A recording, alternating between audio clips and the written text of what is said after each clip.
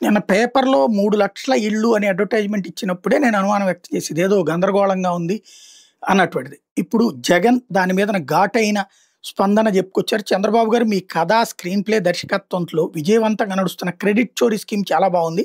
పేదలకు ఇళ్ల స్థలాలు ఇవ్వడానికి 18 నెలల కాలంలో ఒక్క గజం స్థలం కూడా సేకరించకుండా, ఒక్కళ్ళకి ఒక్క సెంటు స్థలం కూడా ఇవ్వకుండా, దీనికోసం ఒక్క పైసా కూడా ఖర్చు చేయకుండా, ఒక్కరికి ఒక్క ఇల్లు కూడా మంజూరు చేయకుండా, గత ప్రభుత్వం అంటే వైఎస్ఆర్‌సీపీ ప్రభుత్వంలో ఇచ్చిన ఇంటి స్థలాల్లోనే వైఎస్ఆర్‌సీపీ గతంలో శాంక్షన్ చేయించిన ఇళ్లను మా ప్రభుత్వంలోని నిర్మాణంలో ఉన్న వాటిని పట్టుకుని ఇళ్ళన్నీ మేమే కట్టేసామంటూ పచ్చి అబద్ధాలను కళ్ళార్పకుండా ఏమాత్రం సిగ్గుపడకుండా బల్లగుద్ది మరీ చెప్తూ ఆ క్రెడిట్ మీదేనంటూ మీరు చేస్తున్న క్రెడిట్ చోరీ స్కీమ్ హేయంగా ఉంది.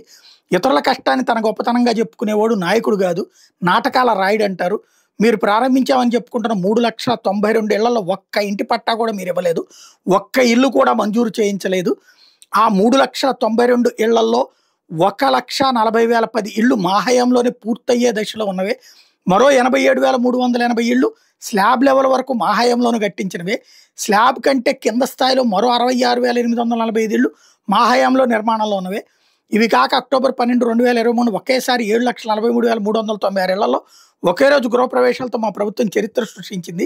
ఇన్ని వాస్తవాల కళ్ళ ముందే ఉన్న అసలు వైఎస్ఆర్‌సీ ప్రభుత్వం ఏమీ చేయనట్టుగా, మీరే అన్నీ చేసినట్టుగా పచ్చి అబద్ధాలు ప్రచారం చేస్తున్న మీ స్కీమ్ చాలా హేయం. మా హయాంలో 71.8 వేల ఎకరాల్లో 31.19 లక్షల ఇళ్ల పట్టాలను అక్క చెల్లెళ్లకు ఇచ్చి వాళ్ళ పేరు మీదనే రిజిస్ట్రేషన్ చేయించాం.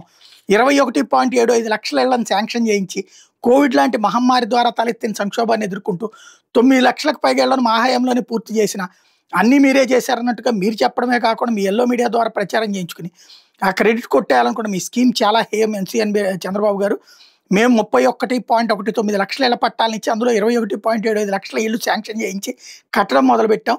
మిగిలిన 10 లక్షల ఇళ్ల స్థలాల్లో పేదలకు ఇల్లు కట్టించి ఇచ్చే కార్యక్రమానికి పూనుకోకుండా ఆ ఖాళీ స్థలాలను లాక్కునే కార్యక్రమం చేస్తున్న మీరు సిగ్గుతో తలదించుకోవాల్సింది పోయి నిస్సిగ్గుగా క్రెడిట్ చోరీకి పాల్పడడం అత్యంత హేయం. ఒకరి కష్టాన్ని కొట్టేయడంలో, ఒకరి ఐడియాను మీదిగా చెప్పుకోవడంలో, ఆ పేదల ఇళ్ల స్థలాలను సైతం లాక్కునే ప్రయత్నం చేయటం అసలు ఆ క్రెడిట్ చోరీలో మీకు మీరే సాటి అన్నటువంటిది విమర్శిస్తూ వచ్చారు.